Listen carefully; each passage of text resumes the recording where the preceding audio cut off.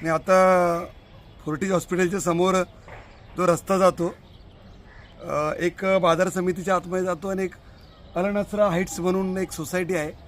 मला मागेच आमचे मित्र फिरोजभाई मेमन व ती पूर्ण कमिटी यांनी बोलली होती.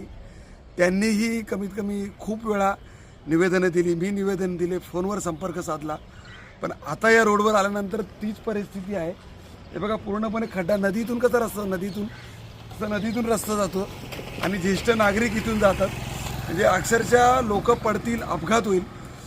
कचरा आहे मागे मुकादमनी फक्त एकदा साफ केलं, त्यानंतर हा पूर्णपणे हा विभाग दुर्लक्षित ठेवला जातो. माझी महानगरपालिकेचे सन्माननीय आयुक्त साहेब आहेत, शहर अभियंता मॅडम आहेत आणि कार्यकारी अभियंत्यांना विनंती करतो की पाऊस थांबत नाही तर पाऊस थांबलेला आहे आणि लगेच पाऊस थांबला की आमच्यापेक्षा एखाद्या लोकप्रतिनिधीचा फोन आला की तिकडे काम होतं.